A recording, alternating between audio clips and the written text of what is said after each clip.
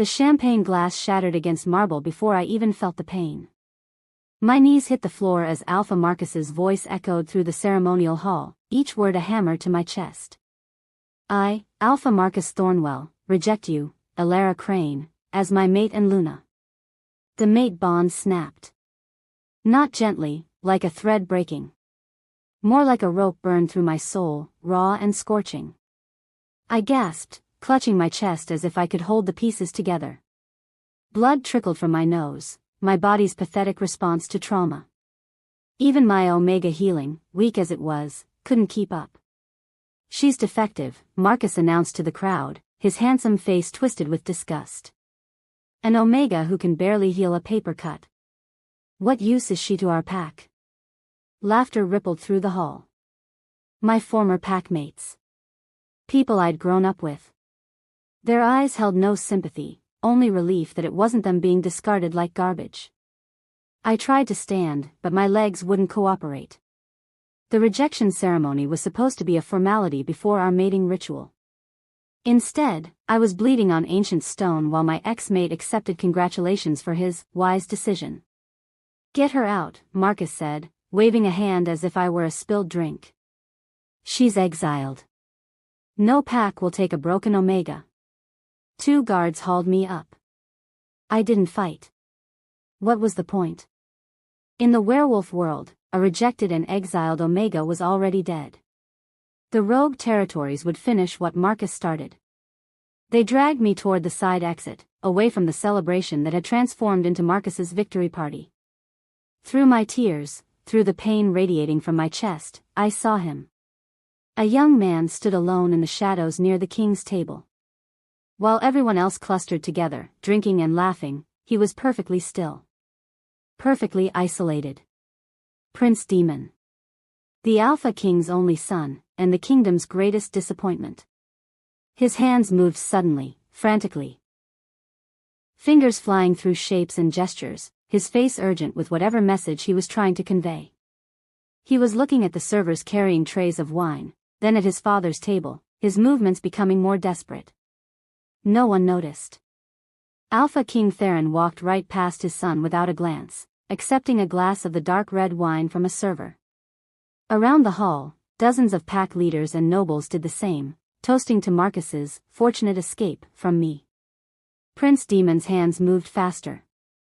His mouth opened, no sound emerged, it never did, but I could see the silent scream in his eyes. He was trying to warn them about something, and he might as well have been invisible. My brother Finn had been deaf. Before he died at age 10, he'd taught me sign language during long nights when the pack's cruelty became too much for either of us to bear. We'd created our own silent world where we didn't have to hear them mock us. I understood what I was seeing. Demon signed, poison. Wine. Death. Stop, I croaked at the guards holding me. They ignored me, dragging me toward the door. The Alpha King raised his glass. Around the hall, hundreds of werewolves prepared to drink. Stop. I screamed, the sound tearing from my damaged throat. The hall fell silent. Every eye turned to me, the rejected, bleeding Omega who dared interrupt the Alpha King's toast. The wine, I gasped. It's poisoned. Murmurs erupted. Marcus laughed, loud and cruel. She's delusional from the rejection. Finish removing her. But I wasn't looking at Marcus. I was looking at Prince Demon, whose dark eyes had locked onto mine with an intensity that made my broken heart stutter. I lifted my shaking hands and signed, I see you. He froze. Completely still, except for the tears that suddenly formed in his eyes. Time seemed to slow. I watched a single tear track down his face as understanding passed between us, maybe the first real communication he'd had in years. Then training took over. I turned to the Alpha King, still signing as I spoke. Your son. He's been trying to warn everyone. The wine is poisoned. That's ridiculous, someone scoffed. The prince is mute, not. He's not mute, I interrupted, because technically that was true. He's nonverbal. There's a difference. And he's been screaming at all of you for the past 5 minutes, but none of you bothered to listen. Alpha King Theron's eyes narrowed. He was a massive man, scarred and brutal, with silver threading through his black hair. Everything about him radiated danger. You understand my son's hand movements? It's called sign language. And yes. I looked at the server holding the wine tray nearest to the king. Check the wine. Please. Before someone dies. The hall erupted in chaos. Some people stepped away from their glasses. Others insisted this was nonsense. Marcus started toward me with murder in his eyes. But Alpha King Theron raised one hand, and everyone fell silent. Test it, he commanded. A pack healer rushed forward, taking a wine glass. She poured a small amount into a silver dish, added a testing solution I recognized from my limited healer training. The liquid turned black immediately. Nightshade, she whispered. Concentrated. This would have killed everyone. The hall exploded. Screams, accusations, pandemonium. Guards swarmed the servers, who looked just as shocked as everyone else. Someone had poisoned the wine before it reached them. Through it all, I kept my eyes on Prince Demon. He was still crying silently, his hands pressed to his chest as if he couldn't believe what had just happened. For the first time in what I suspected was years, someone had heard him. Alpha King Theron's voice cut through the noise like a blade. Bring the Omega to me. The guards hauled me forward. My body screamed in protest. The rejection had taken more out of me than I'd realized. Blood still dripped from my nose, and I was pretty sure I'd broken something when I hit the floor earlier. I stopped 3 feet from the Alpha King's table, flanked by guards. Up close, Theron was even more terrifying. His eyes were the color of amber, cold and calculating. How did you know? He demanded. I told you. Your son. How did you know what my son was saying? He leaned forward. No one in this kingdom understands his gestures. I've brought in specialists, teachers, healers. All of them failed. My brother was deaf, I said quietly. He taught me sign language before he died. Prince Demon uses a similar system. Theron's gaze shifted to his son, who stood frozen in the shadows. Something flickered across the king's face. Was it guilt? Regret? It vanished too quickly to tell. You saved my life, Theron said. And the lives of every pack leader in this hall. Name your reward. I blinked. A reward? I'd expected. I didn't know what I'd expected, but not this. I just want to go home, I whispered. Except I didn't have a home anymore. Marcus had made sure of that. You're exiled, Marcus called out from across the hall. You have no home, Alara. No pack. You're nothing.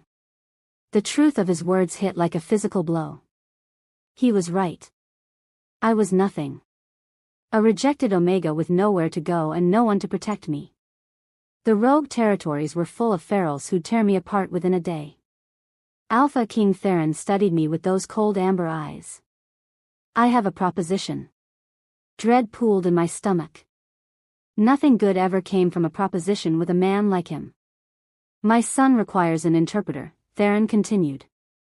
Someone who can translate his gestures into something useful. You will serve as his personal interpreter. In exchange, you will live in the palace, under my protection. You will want for nothing. It sounded too good to be true. Which meant it was. And if I refuse? Theron smiled. It didn't reach his eyes. Then you leave this hall with nothing, and we take our chances in the rogue territories.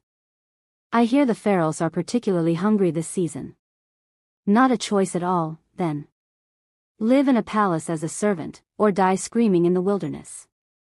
There's one more condition, Theron said, his voice dropping low enough that only I could hear. He stood, towering over me, and leaned close. You will report everything my son signs to you. Every word, every gesture, every private conversation. I suspect Demon is plotting something, and I need to know what. My blood ran cold. You want me to spy on your own son? I want you to ensure the stability of this kingdom, Theron corrected. Daemon has been difficult since his mother died. Secretive. I need to know if he's a threat. I looked past the king to where Prince Daemon still stood. He was watching us, his expression unreadable. Could I really betray someone who'd just been trying to save lives? Someone who'd looked at me like I was the first real person he'd seen in years? But what choice did I have? Death or betrayal? Some freedom. I need an answer, Theron said. Now. I accept, I whispered, hating myself. Excellent. Theron straightened, addressing the hall. The Omega Elara Crane is now under my personal protection as the royal interpreter. Anyone who harms her answers to me. I felt Marcus's fury from across the hall. Saw the shock and jealousy ripple through the crowd. The broken, rejected Omega had just become untouchable.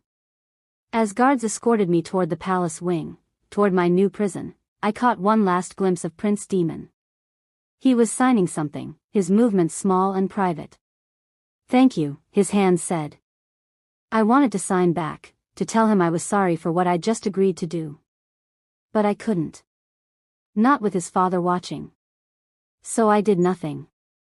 Said nothing. Became exactly what they all thought I was. Nothing. But as I disappeared through the doorway, I heard Marcus's voice ring out. She's a witch. Has to be. No one survives a rejection that severe. She's done something unnatural. The word witch followed me down the corridor like a curse. Maybe he was right. Maybe I had done something unnatural. I'd survived. Wanting to see what would happen next, subscribe to this channel to get to listen to more of our upcoming exciting stories. Click on the subscribe button now. Thank you. Chapter 2. The servant quarters smelled like old stone and loneliness. A guard deposited me in a narrow room with a cot, a wash basin, and a window so small it barely let in light. You'll start your duties tomorrow morning, he said, already turning to leave. Wait. I looked around the tiny space, my chest still aching from the rejection. Where is Prince Daemon's room? How will I? Someone will fetch you when the prince requires translation. The door slammed shut. I sank onto the cot, finally alone with the wreckage of my life. My body hurt everywhere. The rejection had left invisible wounds that my weak healing couldn't touch. I was in a palace, supposedly safe, but I'd never felt more trapped. A sharp knock interrupted my spiral into self-pity. I opened the door to find a different guard, this one looking uncomfortable. The prince requests your presence. Now. But now. He led me through a maze of corridors, up 3 flights of stairs, into the palace's royal wing. Everything here screamed wealth and power, marble floors, paintings that probably cost more than my old pack's entire territory, chandeliers dripping with crystals. We stopped at a door carved with wolves in mid-hunt. Prince Daemon's chambers, the guard said, knocking once before opening it. The room beyond was massive. Floor-to-ceiling windows overlooked the moonlit gardens. Bookshelves lined every wall, crammed with volumes in a dozen languages. A fireplace big enough to stand and crackled with warmth. And there, standing by the window, was Prince Daemon. He turned as I entered, and signed, "They put you in the servant quarters." It wasn't a question. Somehow he already knew. Yes, I signed back, speaking aloud out of habit. It's fine. I don't need much. His jaw tightened. He signed something quickly, then strode to the door and pulled it open. The guard jumped. Daemon pointed at me, then at the room next to his, signing emphatically. Your Highness, I don't understand. I translated, even though my voice shook. He wants me in the adjacent room. Not the servant quarters. That's not protocol. The king assigned. Daemon slammed his hand against the doorframe. The sound echoed like thunder. He signed again, his movements sharp with anger. He said. I swallowed hard. He said this is the first thing he's demanded in 15 years, and if his father has a problem with it, he can come discuss it personally. The guard paled. Apparently, Prince Demon never demanded anything. The idea of him pushing back, even silently, was enough to make a trained warrior nervous. I'll inform the king, the guard stammered, and fled. Demon closed the door and turned to me. Up close, I could see details I'd missed in the ceremonial hall. He was tall, lean but muscular, with dark hair that fell into darker eyes. A thin scar ran along his jaw. He moved with a grace that reminded me he was still an alpha, even if the kingdom treated him like he was broken. Thank you, I signed. You didn't have to do that. Yes, I did, he signed back. They would have put you in a closet and pretended you didn't exist. That's what they do with things that make them uncomfortable. The bitterness in his gestures was palpable. Is that what they do to you? I asked softly. His smile was sad. Every single day. He gestured for me to sit in one of the plush chairs by the fireplace. I perched on the edge, still not quite believing I was here. Demon settled across from me, his movements careful, as if he was afraid I might bolt. I have questions, he signed. About you. About how you learned to sign. About why you helped me tonight. I helped because it was the right thing to do. No one does the right thing in this palace. His hands moved slowly, deliberately. Everyone has an angle. What's yours? I could have lied. Should have lied, considering the deal I'd made with his father. But something about Demon's directness made deception feel impossible. Your father offered me protection in exchange for being your interpreter. The alternative was death in the rogue territories. So you chose survival. He nodded, unsurprised. Smart. What else? My heart hammered. What do you mean? What else did my father ask you to do? Demon's eyes pinned me in place. He doesn't do anything without leverage. So what's the price for your survival? I couldn't tell him. Not yet. Maybe not ever. He just wants me to help you communicate, I said, the lie tasting like ash. Demon studied me for a long moment. Then he signed, you're a terrible liar. But I'll pretend to believe you for now. Heat crept up my neck. I'm sorry. Don't be. His expression softened. Whatever he asked you to do, I understand. My father excels at impossible choices. We sat in silence, the fire crackling between us. Finally, Demon signed, tell me about your brother. The one who taught you to sign. So I did. I told him about Finn, about our secret language, about the night he died from injuries our pack healer refused to treat because defective wolves aren't worth the resources. Demon listened with his whole body, his eyes never leaving my hands as I signed and spoke simultaneously. When I finished, he signed, I'm sorry you lost him. But I'm grateful he taught you. You're the first person who's understood me since I was 7 years old. What happened when you were 7? His hands stilled. For a moment, I thought he wouldn't answer. Then, slowly, he began to sign. My mother was poisoned. I watched her die over 3 days. The healers said there was nothing they could do, but I was 7 and I didn't understand that. I screamed for help until my voice gave out. By the time she died, I couldn't speak anymore. The trauma just took it. Tears burned my eyes. Demon, I'm so sorry. Everyone thinks I was born this way, he continued. It's easier for them. A mute prince is a tragedy of birth. But a prince who lost his voice from grief. That requires them to feel something, and feelings are inconvenient. Your father. Remarried within 6 months. Demon's signs turned sharp, angry. A political alliance with the Eastern Pax. I was the only one who seemed to remember my mother existed. I wanted to reach out, to offer comfort, but I didn't know if touch would be welcome. Instead, I signed, she would be proud of you. For surviving. For staying compassionate in a place like this. His laugh was silent, just a shaking of his shoulders. Compassionate? I've spent 15 years being invisible, learning everyone's secrets because they think I can't understand anything.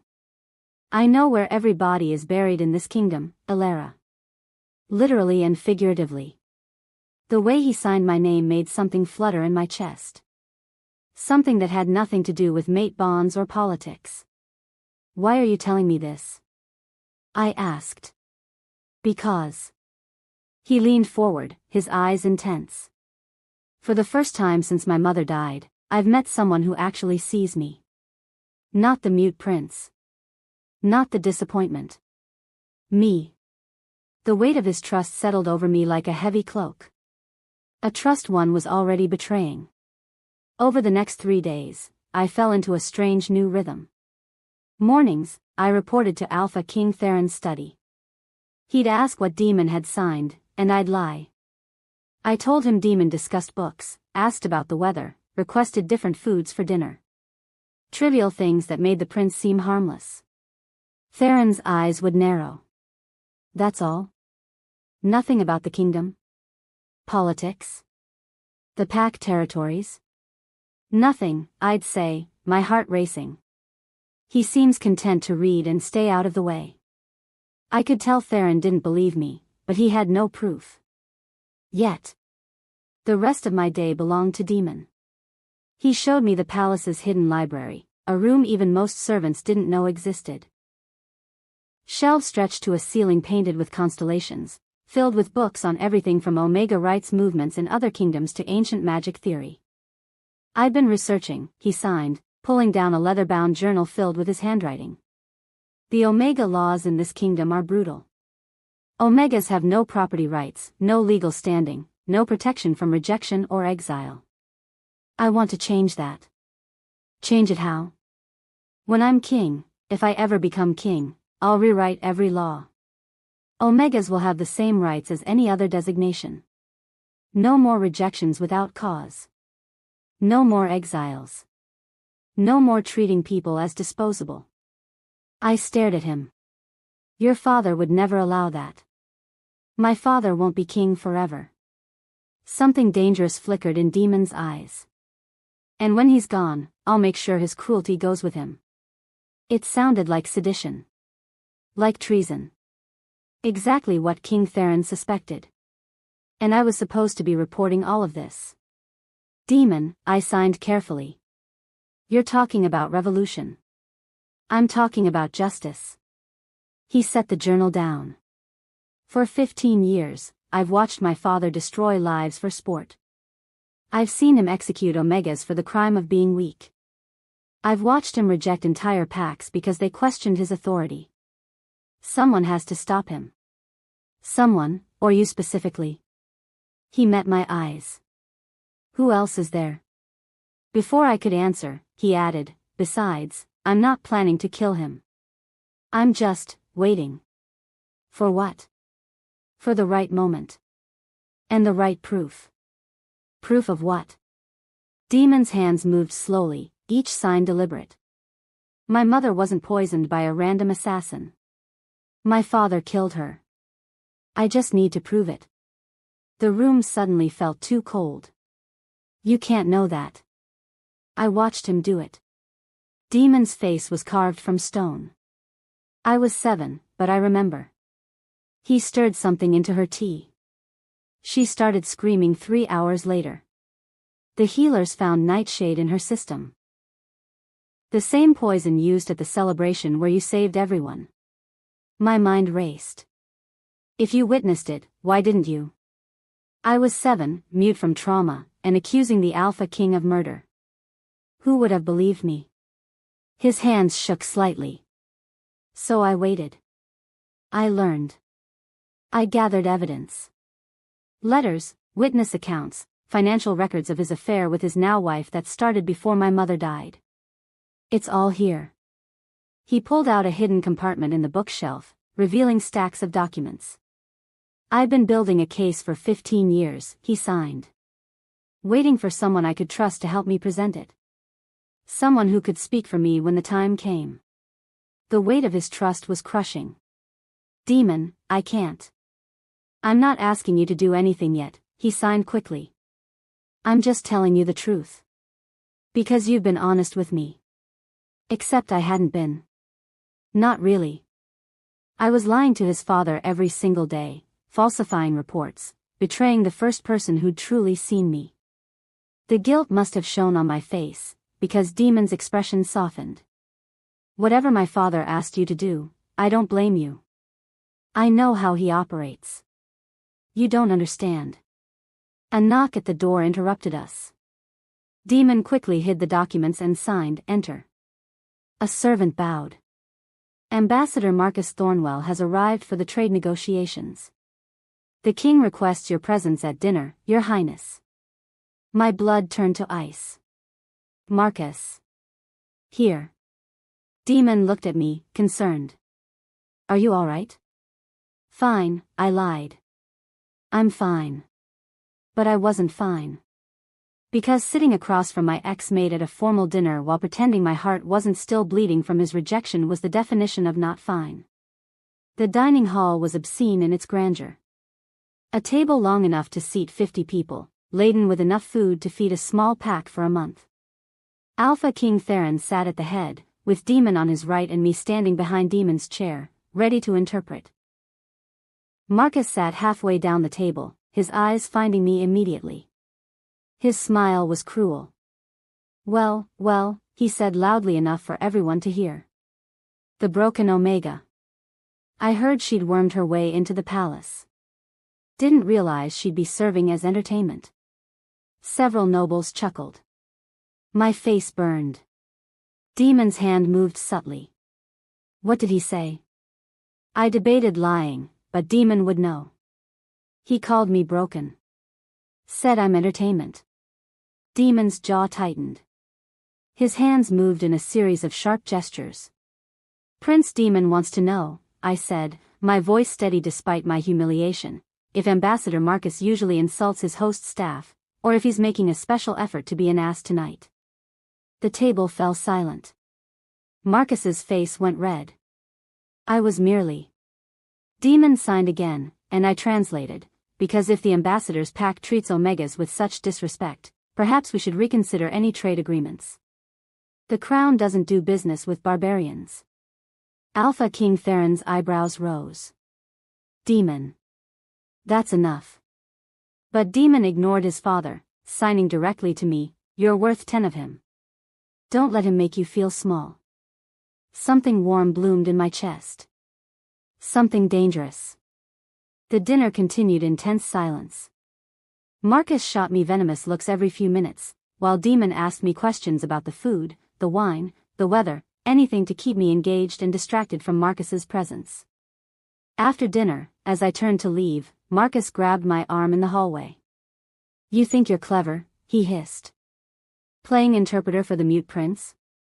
You're still nothing, Alara. Even he doesn't really want you. He just needs someone to translate his pathetic hand gestures. Let go of me. I should have rejected you sooner. Should have saved myself the embarrassment of being bonded to a defective. Demon appeared from nowhere, moving with alpha speed. He grabbed Marcus's wrist and twisted until the other man yelped and released me. His free hand signed rapidly.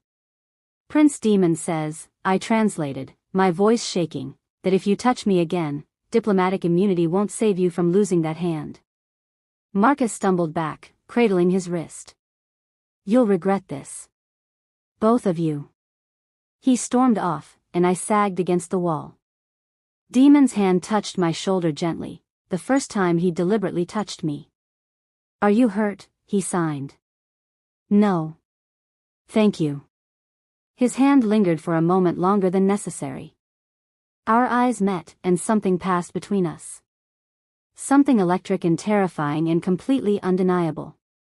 I should go, I signed, even though I didn't want to. Stay, he signed. Just a little longer. I have something to show you. He led me to his chambers, to the window overlooking the gardens. The moon was full, painting everything silver. Demon's hands moved slowly in the moonlight. Do you believe in fate? I don't know. Why? Because. He turned to face me fully. From the moment you signed to me in that hall, something changed. I felt it. Like a rope pulling tight between us. My heart hammered. Demon.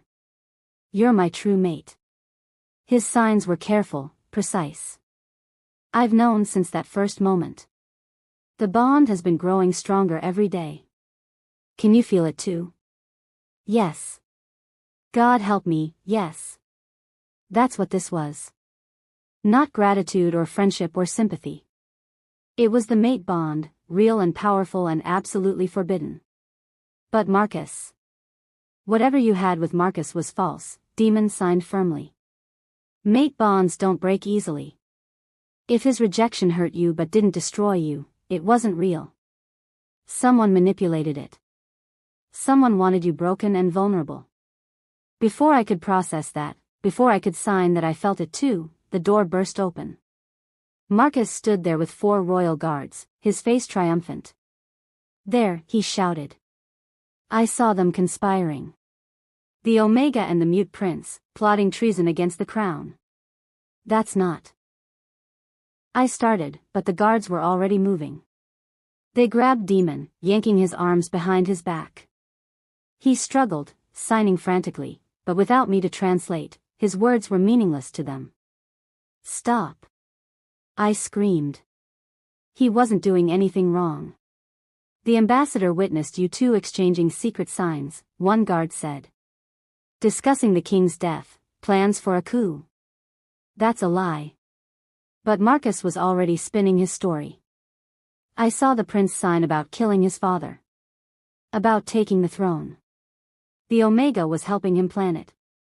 Alpha King Theron appeared in the doorway, his face like thunder. Is this true? No. We were just talking.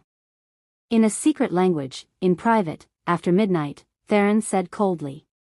What else was I supposed to think, giving you access to my son? He'd been waiting for this. Looking for any excuse to prove Demon was a threat. And I'd walked us both right into the trap. Take my son to the dungeons, Theron ordered. He'll stand trial tomorrow for treason. Father, please, I signed desperately at Demon, who signed back, don't say anything. Don't protect me. Save yourself. But I couldn't. Not when this was my fault. I'll testify. I shouted as they dragged Demon away. I'll tell you everything he signed. Theron studied me with those cold amber eyes. You'll have your chance. Tomorrow at the trial, you'll tell the court every word my son has said to you. Every plan, every secret, every treasonous thought. If you tell the truth, you'll be spared. If you lie to protect him, you'll die beside him. He leaned close, his voice dropping to a whisper only I could hear. This is your test, Omega. Prove your loyalty to me, or prove you're as much a traitor as my son. The guards pulled me away too, throwing me in a cell 3 doors down from Demon's. Through the stone walls, I could hear nothing. See nothing. But I could feel him. The mate bond hummed between us, stronger now than ever. Real and true and completely impossible. Because in less than 12 hours, I would have to choose, betray my true mate to save my own life, or die beside him defending a truth no one else would believe. And I had no idea which would hurt more. Wanting to see what would happen next, subscribe to this channel to get to listen to more of our upcoming exciting stories. Click on the subscribe button now. Thank you. Chapter 3. Dawn broke cold and merciless over the palace. I hadn't slept. The dungeon cell was freezing, the stone floor harder than anything I'd ever experienced, but that wasn't what kept me awake. It was the mate bond, thrumming through my chest like a second heartbeat. Demon was 3 cells away, and I could feel his fear. His anger. His determination. And underneath it all, something else. A whisper of power that made my skin prickle. Guards came for me as the sun crested the horizon. They hauled me up the stairs, through corridors I'd walked freely just yesterday, into the grand courtroom where my entire future would be decided in a matter of hours. The room was packed. Every noble, every pack leader, every wolf with enough status to witness the trial of a prince. They whispered behind their hands as I was led to a cage, not the witness box, an actual cage, at the side of the room. Like I was already convicted. Then they brought in Demon. My breath caught. They'd wrapped him in silver chains from neck to ankles. Silver burned werewolves, weakened us, prevented shifting. On an alpha as powerful as Demon should be, the effect was immediate. His skin was angry and red where the metal touched, and he moved with the careful precision of someone in constant pain. They chained him to a platform in the center of the room. He couldn't sign with his wrists bound. Couldn't speak to defend himself. Couldn't do anything but stand there and take whatever was coming. His eyes found mine across the room. Even in chains, even in pain, he looked at me like I was the only thing that mattered. The mate bond pulled tight between us, and I pressed my hand to my chest, trying to breathe through it. Alpha King Theron entered, walking slowly, his face gray. He looked worse than yesterday, older, weaker. Queen Morgana glided beside him, her hand possessive on his arm. She was beautiful in the way poisonous things often were. Sleek black hair, sharp features, eyes like chips of ice. She smiled at me. It was not a kind smile. "All rise for the Alpha King," someone announced, though Theron barely made it to his throne before collapsing into it. "Let's begin," Theron rasped. "Prince Demon stands accused of treason, conspiracy to commit regicide, practicing dark magic, and corrupting an Omega for treasonous purposes. How does the defendant plead?" Everyone looked at Demon. He stared back silently, chains clinking. "The defendant cannot speak," Queen Morgana said smoothly. "How convenient. Perhaps we should take his silence as guilt. Or perhaps," I shouted from my cage, "you should let him have an interpreter so he can defend himself." "The interpreter is also accused," Morgana countered. "She cannot be trusted to translate truthfully. For all we know, the prince has been feeding her lies this entire time." Theron nodded slowly. "The Omega will testify, but she will not interpret for the prince. Demon will remain silent." "That's not a trial." I gripped the bars of my cage. "That's an execution with paperwork." "Silence," Theron commanded, and the alpha order in his voice forced my jaw shut. "Or I'll have you gagged." I met Demon's eyes. He shook his head slightly. "Don't fight this. Save yourself." But I couldn't. Not anymore. "Call the first witness," Theron said. Marcus strode forward, dressed in formal pack regalia, looking every inch the righteous ambassador. He placed his hand on the testimony stone, a piece of quartz that supposedly glowed if someone lied, though I'd never actually seen it work. "Ambassador Thornwell," Queen Morgana purred. "You rejected Alara Crane as your mate. Tell the court why." Marcus's eyes glittered with malice. "I rejected her because I discovered she was consorting with dark forces. She could detect poison, something no Omega should be able to do without magical assistance. When I confronted her, she admitted Prince Demon had been teaching her dark magic in exchange for services." Gasps rippled through the court. I wanted to scream, but Theron's order still held my voice hostage. "What kind of services?" Morgana asked, though we all knew what she was implying. "The kind an Omega provides," Marcus said, not quite meeting Demon's eyes. "The prince enchanted her. Made her believe they were fated mates so she would do his bidding without question." The testimony stone remained dull. Either Marcus believed his own lies, or the stone was as useless as I'd always suspected. "And what was Prince Demon planning?" Theron asked, leaning forward. "Patricide," Marcus said flatly. "He intended to poison you, Your Majesty, just as someone poisoned the wine at my rejection ceremony. When Alara detected the poison, it was because Demon had told her where to look. The whole thing was a setup to make the prince look heroic." My hands shook with rage. Every word was a calculated lie, and I couldn't even defend us. Demon's face remained expressionless, but I felt his fury through the bond. Felt his helplessness. Marcus continued spinning his story, each lie more elaborate than the last. By the time he finished, half the court was looking at Demon like he was a monster. "Thank you, Ambassador," Morgana said sweetly. "Your testimony has been invaluable." Next witness, Alara Crane. Guards unlocked my cage and dragged me to the testimony stone. My hand touched the cold quartz, and I felt Theron's order release. "Miss Crane," Morgana began before I could speak. "You've spent significant time alone with Prince Demon over the past week. Tell the court, what did he sign to you during those private meetings?" This was it. My chance to save myself by destroying him. I looked at Demon. The silver chains were burning deeper into his skin. Blood trickled from where the metal cut into his wrists.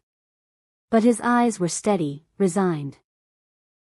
He'd already accepted his death. He thought I would betray him. Maybe even thought I should. "Well?" Theron demanded. "Speak, Omega." I opened my mouth. Closed it. Then I did the one thing no one expected. I turned away from the court and began to sign. My hands moved in the air, creating Demon's words, and I spoke them aloud simultaneously. "I, Prince Demon, am not the traitor in this room." "What are you doing?" Morgana snapped. "I'm interpreting," I said calmly, still signing. "You said I couldn't be trusted to translate. So I'm doing it in reverse. These are Prince Demon's words, signed by me, so everyone can hear what he would say if he could speak." "This is highly irregular," someone protested. "The defendant has a right to testify," I countered. "You just didn't expect him to find a way." I looked at Demon. His eyes were wide with shock. Then, barely perceptible, he nodded. So I became his voice. 15 years ago, I signed and spoke. My mother, Queen Helena, was murdered. Not by assassins. Not by enemies of the crown. By her own husband, who wanted to remarry for political power. The court erupted. Theron surged to his feet. "This is treason." "Is it treason to tell the truth?" I kept signing, kept speaking. I was 7 years old. I watched my father stir something into my mother's tea. 3 hours later, she was screaming. The healers found nightshade in her system, the same poison used at the celebration last week. "Lies." Theron roared. "All lies." "Then explain the evidence." I signed faster, more urgently. "Letters between you and Morgana, dated before my mother's death. Financial records of bribes to the healers who treated her. Testimony from servants who saw you in the poison garden the morning she died. It's all documented. All hidden in the library you forgot I had access to." Morgana's face remained impassive, but something flickered in her eyes. Not fear. Calculation. "And that's not all," I continued, my hands shaping Demon's truth. "Marcus's rejection of me wasn't coincidence. It was orchestrated." Marcus went pale. "That's absurd." Queen Morgana needed a broken Omega, I signed and spoke, the pieces finally clicking into place. Someone rejected, powerless, desperate enough to accept any offer. Someone who could get close to Prince Demon without suspicion. Someone who could eventually poison him, just like she poisoned Queen Helena. The court fell silent. "I was supposed to be the weapon," I whispered, still signing. Marcus was bribed with territory extensions for his pack. All he had to do was reject his true mate publicly, brutally, and make sure I had nowhere else to go but the palace. "This is fantasy," Morgana said coldly. But her hand had moved to the hidden pocket in her dress. I'd seen that gesture before, she was reaching for something. "Is it?" I challenged. "Then explain why Marcus suddenly requested a rejection ceremony after 2 years of an apparently stable bond. Explain the territory grants his pack received 3 days later. Explain why you personally insisted I be placed as Demon's interpreter instead of one of the trained servants. Theron looked at his wife. Really looked at her. Morgana? Queen Morgana laughed. It was a terrible sound, like breaking glass. Oh, this is delicious. The mute prince and the broken Omega, playing detective. She pulled her hand from her pocket, revealing a small vial of black liquid. You're right about everything, of course. Well done. Morgana, Theron said, his voice dangerous. What have you done? What I had to. She unstoppered the vial. Your first wife was weak. Sentimental. She would have raised your son to be soft. I've spent 15 years removing obstacles, positioning pieces, building power. Did you really think I loved you, Theron? You were a means to an end. Guards. Theron commanded. Arrest the queen. But Morgana was faster. She threw the vial's contents at Theron. The black liquid splashed across his chest, and he gasped, stumbling backward. Nightshade concentrate, Morgana announced calmly. Absorbed through skin. You'll be dead in minutes. Black veins spread across Theron's neck, crawling toward his face. He collapsed, clutching his chest, and the court dissolved into chaos. With the king dying and the prince in chains, Morgana continued, her voice cutting through the panic, I declare myself regent. My first order, execute both Prince Demon and the Omega. Immediately. Guards rushed toward us. I threw myself in front of Demon's platform, knowing it was futile but unable to stop myself. The mate bond screamed between us. This couldn't be how it ended. We'd just found each other. Then I felt it. A surge of power so intense it made my knees buckle. It came from Demon, rolling off him in waves despite the silver chains. He closed his eyes. Took a breath. And spoke. Kneel. The word was raw, broken, painful, a voice unused for 15 years forcing itself into existence. But it carried the weight of absolute alpha command, amplified by fury and desperation and sheer force of will. Every wolf in the room dropped to their knees. Guards, nobles, servants, Marcus, everyone except Morgana, who stumbled but remained standing. The silver chains around Demon cracked. Not broke, not yet, but fractured with the force of his power.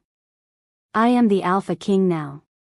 Each word sounded like it was being torn from his throat, but they were clear, unmistakable. And you will answer for your crimes. His voice. After 15 years of silence, Demon had his voice back. But my relief lasted only a second, because I smelled it. That scent beneath the nightshade, the one I'd been trying to place since the celebration.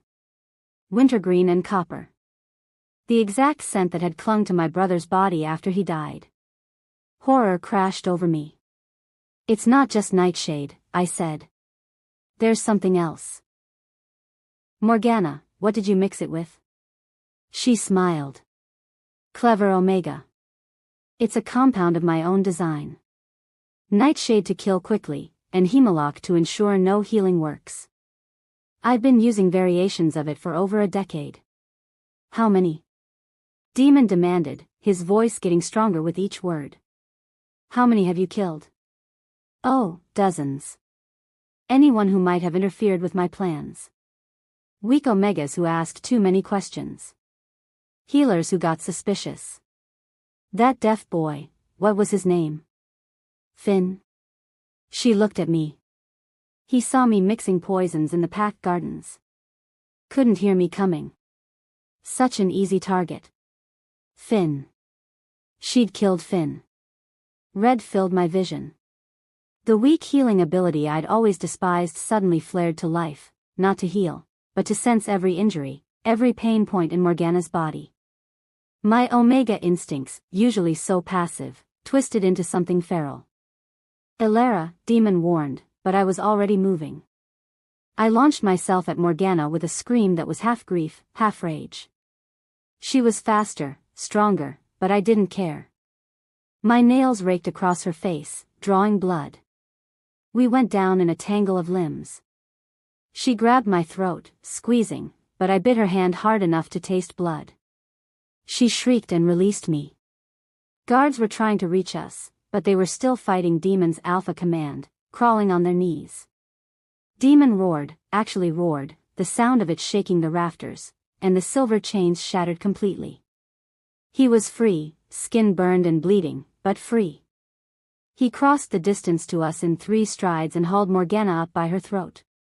"You killed my mother," he said, his voice like gravel. "You tried to kill my father. You murdered a child. You orchestrated suffering across multiple packs." He looked at me, then back at her. "Give me one reason I shouldn't end you right now." "Because," Morgana choked out, "I'm the only one who knows the antidote."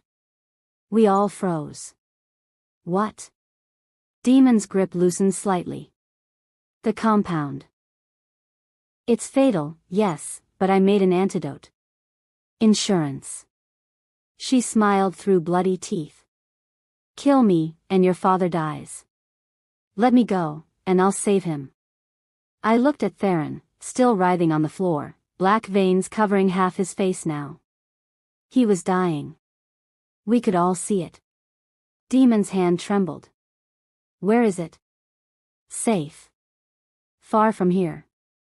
Only I know the location." Morgana's eyes gleamed with triumph. "So what will it be, my dear stepson? Your revenge, or your father's life?" The courtroom held its breath. Demon looked at his father, the man who'd ignored him for 15 years, who'd let him be invisible, who'd married his mother's murderer.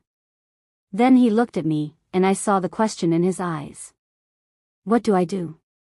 I moved closer, my hand finding his free one. The mate bond hummed between us, and I felt his turmoil like it was my own. "He's still your father," I said softly. "Whatever else he is, whatever he's done, he's still your father." Demon's jaw clenched. Then, with visible effort, he released Morgana. She stumbled back, massaging her throat. Wise choice. "The antidote is in." She never finished. A crossbow bolt sprouted from her chest, fired from somewhere in the crowd. Morgana looked down at it, surprised. Then she laughed one more time, blood bubbling from her lips. "No antidote now," she whispered. "You lose." She collapsed, dead before she hit the ground. Demon dropped to his knees beside his father, and I knelt with him. Theron's breathing was shallow, the black veins still spreading. "Father," Demon said, the word awkward in his amused voice. "Hold on. We'll find a way." But we all knew there wasn't a way. Not without Morgana's antidote. Theron's hand found Demon's, gripping weakly. "My son. I'm sorry. For everything." "Don't," Demon said hoarsely. "Save your strength." No strength left. Theron's eyes found mine. "You chose well. She's stronger than she knows." Then his eyes closed, his breathing stopped, and the Alpha King was gone. The room remained silent, every wolf still on their knees from Demon's command. Demon stood slowly, still holding his father's hand. When he spoke again, his voice carried to every corner of the room. "I am Prince Demon, son of Theron, son of Helena.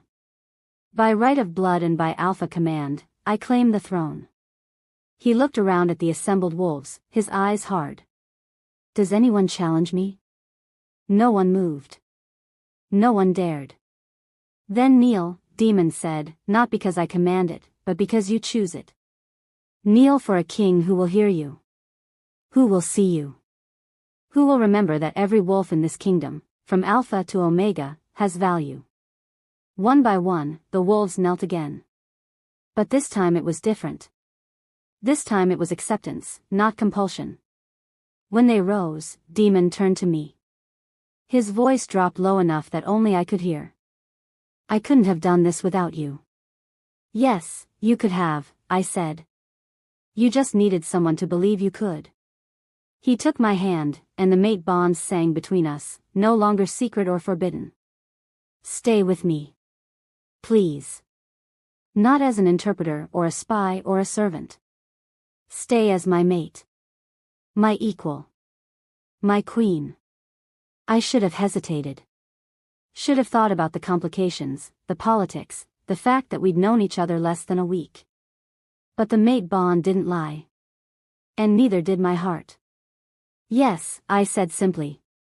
Demon smiled, really smiled, for the first time since I'd met him, and pulled me close. Around us, the court began to whisper. Some shocked, some approving, some calculating how this changed the power structure. I didn't care about any of them. Because I'd been manufactured to be a weapon, molded to be a murderer, broken to be vulnerable. But I'd chosen to be something else entirely. A protector. A truth-teller. A queen. And I'd do it standing beside a king who'd found his voice by refusing to stay silent any longer. If you're still listening to this story up to this point, why don't you subscribe to this channel to continue getting impactful daily stories like this? We would be most grateful if you can do that to help boost this video to reach everyone. Thank you. Chapter 4. Morgana's cell was at the bottom of the palace dungeons, where even sunlight feared to reach. I stood outside the iron bars 3 days after the trial, watching her watch me. She looked smaller now, stripped of her finery and her power, but her eyes still held that calculating gleam. Come to gloat, she asked, her voice hoarse from screaming when they'd first locked her away. No. I stepped closer. I came to understand. Understand what? Why you targeted my family. Finn was 8 when he died. My parents followed 6 months later in a tragic accident. You killed them all, didn't you? Morgana's smile was terrible. Your mother was a soul healer. Did you know that? Rare as diamonds, powerful enough to undo psychological damage, restore lost abilities. She could have detected my poison network, could have healed the wolves I needed broken. She leaned forward. So yes, I poisoned her first.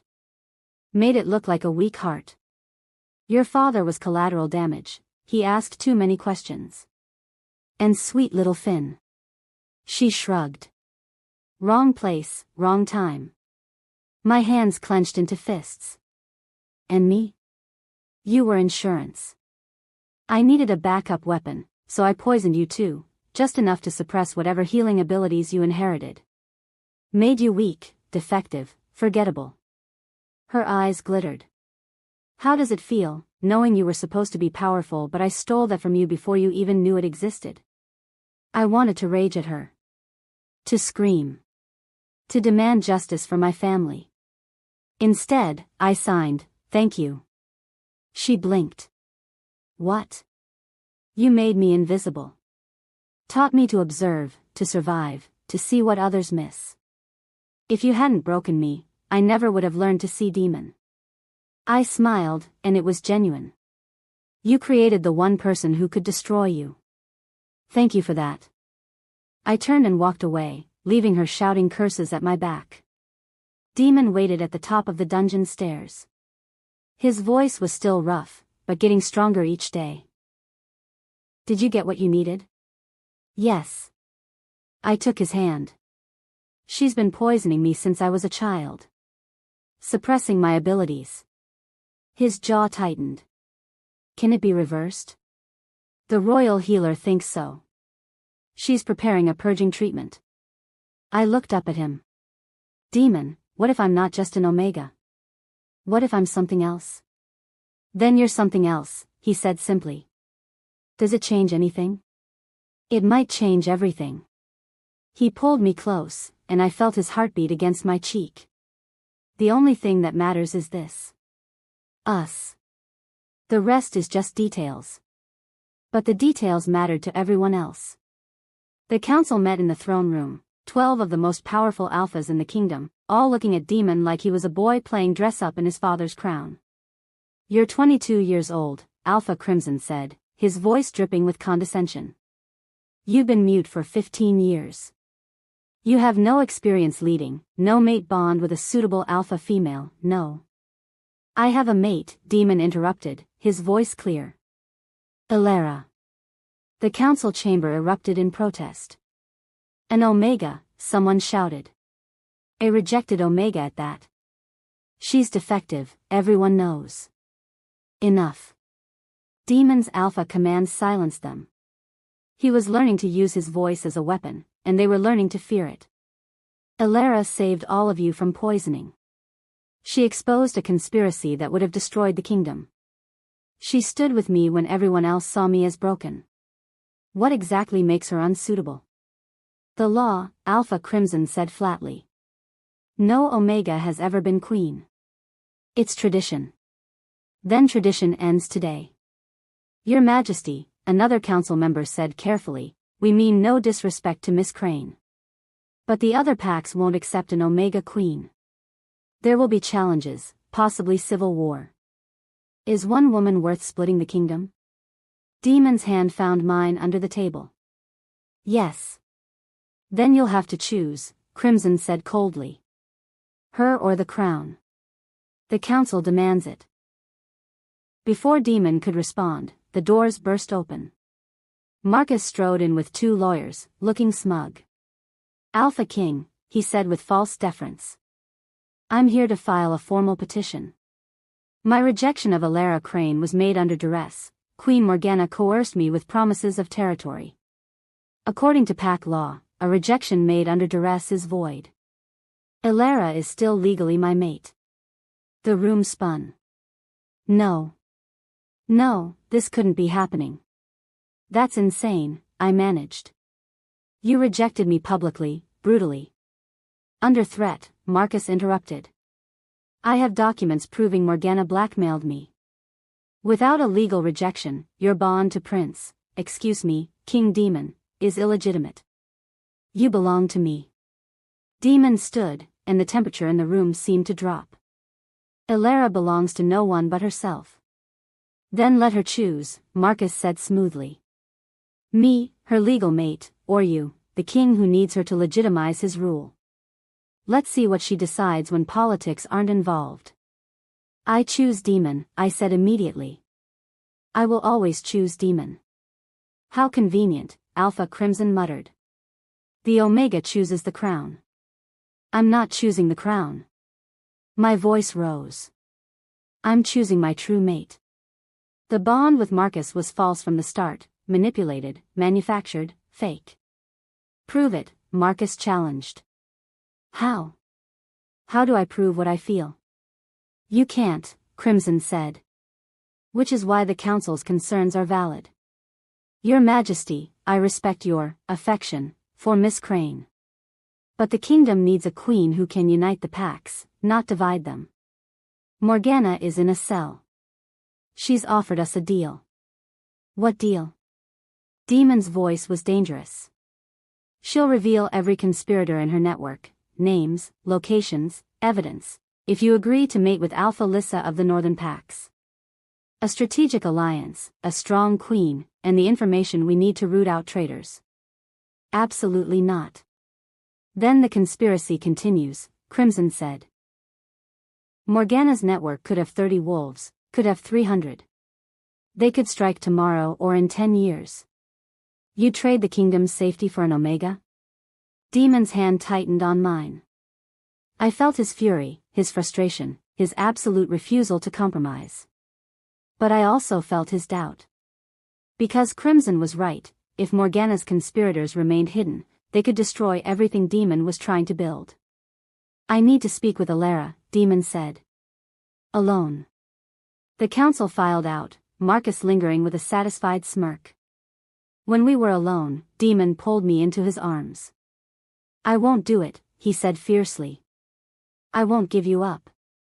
I don't care if the entire kingdom rebels. Demon. No. You're my mate. My true mate. End of discussion. But what if there's another way? I pulled back to look at him. The purging treatment. If it works, if I really am a soul healer like my mother, I could heal you completely. Restore everything Morgana's network has damaged. We wouldn't need her information. That's a huge if. Do you trust me? With my life. Then let me try. The purging treatment took 3 days and nearly killed me. The royal healer, a stern woman named Kasha, had warned me it would be painful. She hadn't mentioned it would feel like my entire body was on fire from the inside out. Demon stayed with me the whole time, signing encouragement when I couldn't speak through the pain, using his alpha command to keep me from thrashing when the seizures hit. On the 3rd day, something broke inside me. Not broke, opened. Like a door I didn't know was locked suddenly swinging wide. Power flooded through me. Not the weak, hesitant healing I'd always had. This was a river, a ocean, a force that wanted to be used. I gasped, sitting up. Demon caught me before I fell. Elara? What? I placed my hands on either side of his face and felt it. The trauma. The psychological scarring from watching his mother die, from 15 years of being ignored, from learning to make himself invisible just to survive. I can see it, I whispered. All the damage. All the hurt. Let me heal you. You don't have to. I want to. I closed my eyes and let the power flow. It wasn't like physical healing. I wasn't mending bones or skin. I was mending the broken places in his soul, the parts of him that had learned silence was safety. Demon gasped, then relaxed, then started crying. Silent tears that turned into shaking sobs as 15 years of suppressed grief finally found its release. When I finished, we were both exhausted. But Demon's eyes were clearer than I'd ever seen them. My voice, he said, and it was perfect. No more roughness, no more pain. Just his voice, full and strong. It's completely healed. How do you feel? He considered. Then, deliberately, he signed, like myself. Finally. Over the next week, we tested my abilities. I healed the old king's poison damage enough that he could walk again. I helped a traumatized soldier regain his ability to shift. I even restored partial hearing to a servant who'd been deaf since birth. Soul healer. It was real. And it meant I could heal Morgana's victims, could undo the psychological damage she'd inflicted across the kingdom without needing her information. When I told the council, they were skeptical until I demonstrated. One of them had a son who'd lost his wolf form after a traumatic attack. I healed him in an hour. Their objections about needing Morgana's deal evaporated. But their objections about me being queen did not. She's powerful, I'll grant you that, Alpha Crimson said. But power doesn't make someone qualified to rule. An Omega is still an Omega. Then change the designation, Demon said flatly. Excuse me? The Omega designation. It's arbitrary. A social construct designed to create a hierarchy that benefits alphas like you. Demon stood, addressing all of them. Elara isn't weak because she's an Omega. She was poisoned to seem weak. How many others have been suppressed, abused, or killed because we decided some wolves are worth less than others? Your Majesty, Crimson said carefully, you're suggesting we overturn thousands of years of tradition. I'm suggesting we stop building our kingdom on cruelty. Demon's voice rang with conviction. I'm calling a grand summit. Every pack, every alpha, every wolf who wants a voice. We're going to vote on Omega rights, on designation reform, on everything Morgana's conspiracy revealed about our broken system. And if the packs vote against you? Then I'll respect their decision, Demon said. But I'm going to fight like hell to change their minds. The Grand Summit was held in the ancient ceremonial grounds, a massive amphitheater that could hold thousands. Every pack sent representatives. The amphitheater was packed. Demon stood at the center, with me at his side. His voice, clear and powerful, carried to every corner. I am Demon, Alpha King. For 15 years, I was mute. Not by birth, but by trauma. The kingdom decided I was useless, invisible, broken. They were wrong. He gestured to me. This is Elara, my mate. For years, she was told she was defective, weak, worthless. They were wrong about her too. Murmurs rippled through the crowd. The Omega designation, Demon continued, is built on a lie. It tells us some wolves are inherently less valuable. But value isn't determined at birth, it's proven through choices. Elara saved this kingdom. She exposed conspiracy, healed the wounded, stood beside me when everyone else looked away. If that's what defective looks like, we need more defects. Fancy speech, someone shouted from the crowd. But words don't change nature. Omegas are weak. That's just biology. Then let me prove otherwise, I said, stepping forward. My voice projected across the amphitheater. Any alpha who believes I'm weak, step forward. I challenge you to single combat. Non-lethal, but you'll fight me with everything you have. If I lose, I'll step aside. Demon can choose a proper queen. But if I win, you accept that Omega never meant weak, it meant underestimated. Silence fell. Then 17 alphas stood up. Demon grabbed my arm. Elara, you can't. I signed quickly, let me fight my own battles. There are 17 of them. Then this won't take long. I walked to the combat circle, and the first alpha, a massive man named Kodiak, followed. He was twice my size, a born fighter with scars to prove it. The crowd expected him to destroy me in seconds. They underestimated me. Everyone always underestimated me. Kodiak charged. I sidestepped, used his momentum to throw him off balance, and had him in a submission hold in under a minute. He tapped out, stunned. The second alpha was faster. But I'd spent years observing, learning, adapting. I knew how alphas fought, all power, no strategy. I used my size as an advantage, staying mobile, targeting weak points. She yielded after 3 minutes. By the 5th alpha, the crowd's jeers had turned to shocked silence. By the 10th, they were cheering. By the 17th, I was exhausted and bleeding from a dozen minor wounds, but I was still standing. The last alpha, a woman named Frost, bowed to me instead of fighting. I yield. You've proven your point, Omega Queen. The title rippled through the crowd, changing as it went. Omega Queen. Not an insult. A crown. Demon came to me, his eyes shining with pride and something else. Love. Pure and absolute. He signed, "You're incredible." I signed back, "I learned from the best." Alpha Crimson stood, his face unreadable. The council acknowledges that Miss Crane has proven her combat prowess. But nothing, Demon interrupted, his voice like steel. Here is my decree, the Omega designation is abolished.